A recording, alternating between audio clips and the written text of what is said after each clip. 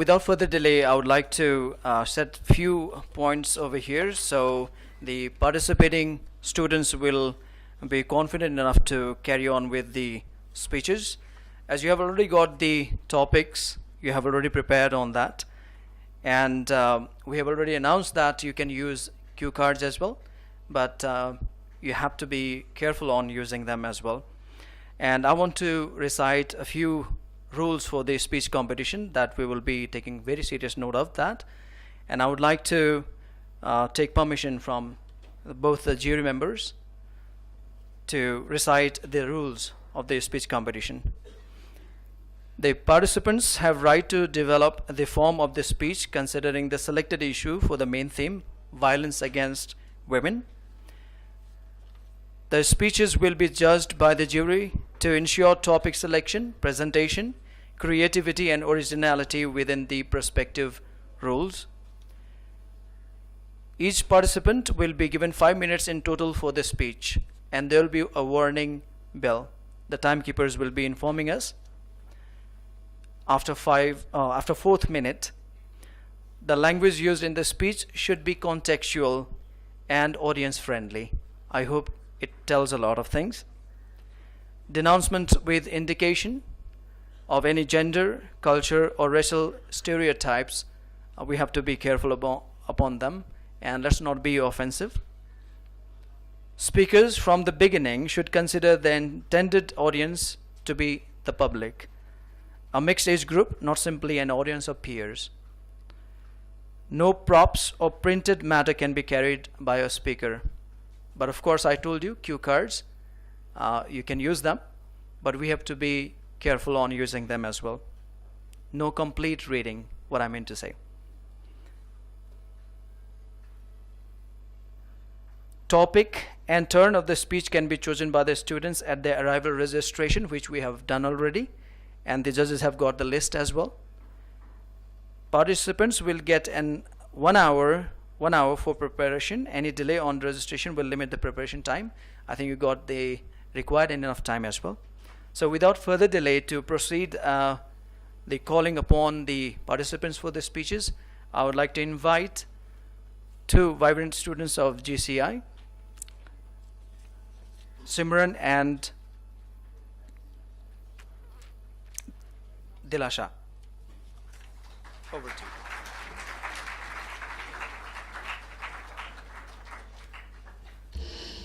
Thank you, Ganesh sir, for your kind words. Good morning, everyone present here. Myself, Dilasha Basnet, and I, Simran Khadka, are here as the master of this ceremony. So without any further delay, we'd like to call our first participant. And she is Miss Adeline Dahal from Nami College.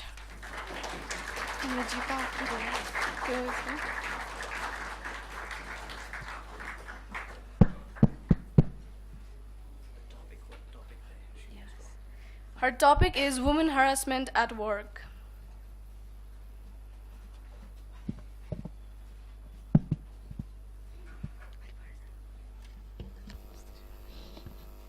Good morning, everyone. I'm here to speak on the theme violence against women, with my subtopic being women harassment at work. What were you wearing? What were you doing in a guy's room alone? What were you doing working late hours? Why didn't you take the necessary preventive measures? And what did you do that compelled a man to rape you? These, people, are questions that are normally asked to rape victims. Come to think of it, these are questions that are always asked to rape victims. Because apparently, it is your mistake if you are physically violated by someone. A man is justified to be an aggressive and sexually driven creature, but a woman is not. You are supposed to dress a certain way, act a certain way, so that you are safe. In a male-dominant society, male privileges have become the norm and contribute to the belief that men have the right to control women. Violence against women is probably the most widespread example of a human rights violation, yet it is the least evident and goes largely unpunished. United Nations General Women's Rights and feminist movements have stated these facts and have been trying to denounce this situation for decades now. WHO published an article where it read that 1 out of 3, that is 35% of the women worldwide, are subjected to violence in their workplace, but are scared to address it. Why? Because the society deems it disrespectful for the girl to come in front and say that she was violated physically, be it mentally, or abused in any other way. A survey of 15,000 women saw 52% cite this problem. A third have been subjected to unwelcome jokes and unwanted touching in their workplace. BBC News website reader Imogen cited that for 3 years while she was in her workplace, a male employee tried to grope her. And after 3 years of that abuse, she was finally able to gather some courage and was able to speak up. And you know what she was told? She was told that she was being disrespectful, and she was trying to taint the name of the company and her employer, the same employer who was acting in such a disrespectful manner. These acts are a trap. These acts are a trap that are intentionally or unintentionally supported by our ignorant society, which turns a blind eye to a major problem, that is violence against women. Silence, blame, and guilt, and little to no support has grown this injustice to far worse degrees than we can imagine. What we must do, what matters right now, is that we must change our mindset, we must change our attitude, and create a socio-cultural framework which is rooted in equality towards justice and towards justice regarding women, supported by a legal system that holds perpetrators accountable for their actions. Thank you.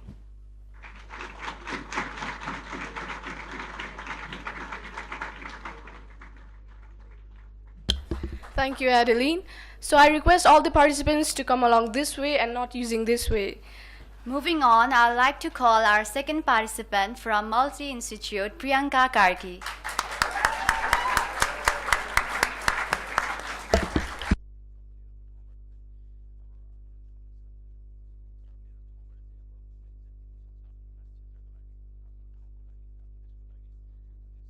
On our topic, discrimination in academia. A very good morning to everyone. So my subtopic for today is discrimination of women in academia, which is also known as sexism in academia. That is the experience of sexism in academic setting and unequal treatment given in academic fields just for girls. In Nepal, psychological violence is found to be high, followed by physical and domestic violence. And it is very dismal to tell you this in this 21st modern century era, that most of the girls face psychological violence from the schooling level itself. There was an interview conducted in 2015 with female faculty members in a science research club, and it was found out that many women in careers are deeply frustrated by a system that they believe undervalues their work and denies them. There has been devaluation of posts or positions once women hold them. Research has also suggested that women are indeed still discriminated against by the processes of recruitment and advancement on which scientific careers are built, especially in fields such as engineering, mathematics, physics, that remain male bastions. For example, in our country, if a girl wants to go to a medical field, she is advised to be a nurse and not a doctor, because being a girl limits her opportunities in the science field. Gender inequality is the root cause of it, and the key to be ending it would be bias-free education. And bringing such a huge change wouldn't be done overnight, or wouldn't start making impacts all of a sudden.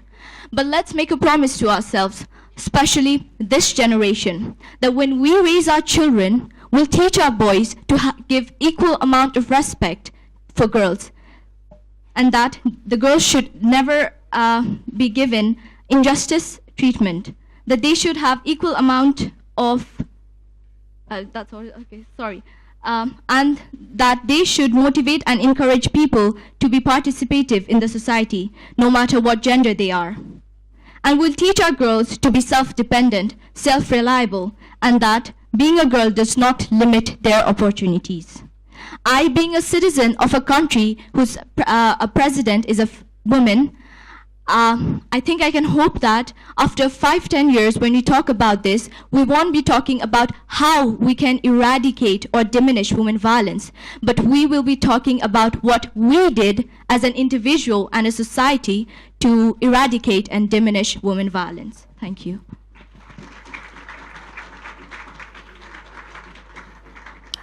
Thank you, Priyanka, for your kind words. Now, Without wasting time, I would like to call Alka Subedi from Campaign Academy on her topic, physical violence against women.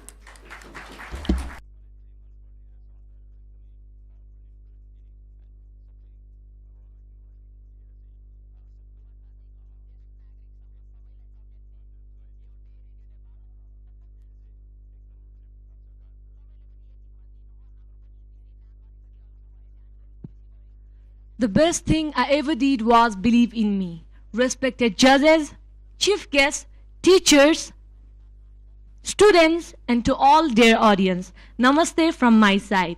It's me, Alka Subedi, representing Campaign Academy. On the basis of the theme, women violence, the topic which I will be talking about will be about physical violence against women.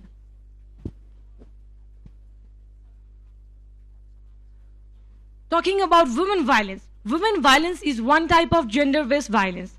This type of violence is gender-based, meaning that it acts of women are committed against women. Talking about physical violence, it has been increased from last few decades.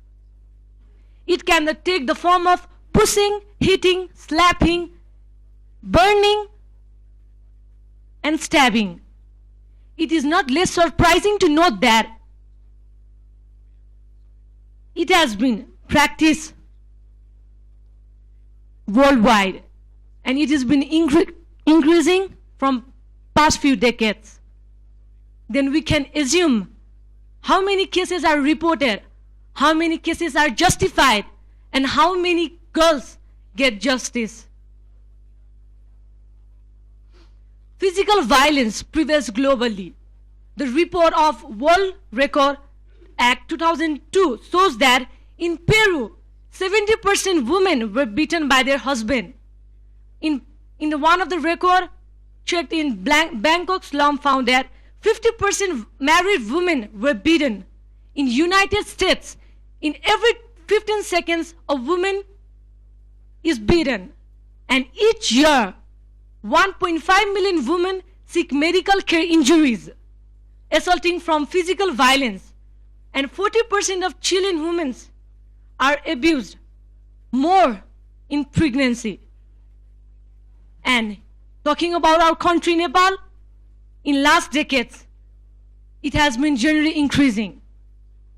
The general taboo of not accepting this form of violence is due to a patriarchal society and a concept that there is limited freedom for women of expression. Therefore, it is increasing day by day. One of the analyses conducted by Sati in 1997 showed that physical violence against women in Nepal revealed that 93% exposed to mental, 82% were beaten, 30% were raped, 28% forced to prostitution. Then you can guess how many girls are deprived. How many girls' rights has been lacking? The Family Health 1998 case reported that there were higher suicide rate among women of the reproductive age, that is 11 to 15. And so many girls suffer from sexual abuse.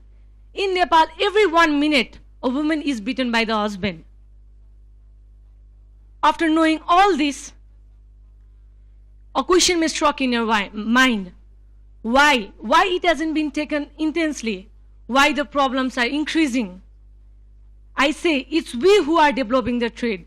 It's our society who thinks that nothing can be done. It's our society who thinks that physical violence is not taken seriously. It's all because many women are deprived and unconscious. It's our passive nature to think that we fear to raise our voice. It's because of dependency of thousands of women per male. So I question why? Why to bear torture? Why many scars are still hidden behind the marks? Why every 15 seconds a woman gets insulted by her husband, her lover, or her boyfriend? So from this moment itself, dear girls and boys, we also need your help. Say no, be strong, be independent. Take a stand, raise your voices so loud that those without voices could be heard. Malala Yousafzai has once said, one pen, one child, and one teacher can change the world. She was a single girl from her society who raised the voice, and look what great impact she has brought. And she has provided many opportunities to girls. And so why we girls are still limited within college? Thank you so much.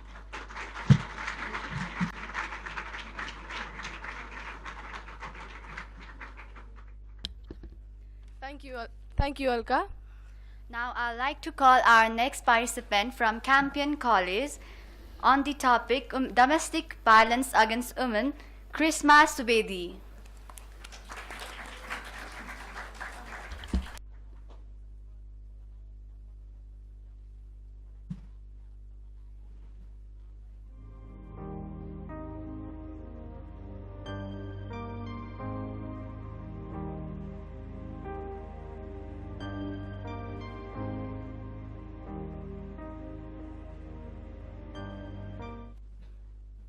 It's 25th November, International Day for Elimination of Violence Against Women, and I'm proud to be here. Good morning, judges, dear teachers, and my dear friends. It's me, Krishma Swedi, representing Campion A-Levels family. And now, without any further delay, I'd like to start speaking on the given topic, domestic violence against women. 1, 2, 3, 4, 5, 6, 7, 8, 9. Okay, 9 seconds have just passed, and the thing is that recently a woman has been beaten. Surprising? It's a fact that in every 9 seconds, a woman is beaten in this world. And the most baleful feeling for me is that even I'm a woman, I'm a girl, I'm someone's daughter, someone's property, someone's priority. And I know what's woman violence. Woman violence is the violation of human rights, and we women are the human beings. Rape takes place in every 30 minutes in India, that's woman violence. And talking about domestic violence, 35% of women in this world are physically and mentally beaten. They are harassed. That's woman violence. That's domestic violence. And even in my country, Nepal, where we have famous personalities like Vidya Devi Bhandari, Pasang Lamu Sherpa, Jhamak Kumari Gimire, we still see that a father-in-law had raped his 8 months pregnant daughter-in-law. That's domestic violence, ladies and gentlemen. And the main cause for domestic violence is a man or is a person who believes that he has got the right to abuse women. And this man belongs to our society, where if a girl is raped, she is asked, "What did you do? What were you wearing? Were you wearing short skirts? So that you got raped? So that the man's blood boiled and he had no other options but to rape you?" Yes, that's our society, ladies and gentlemen.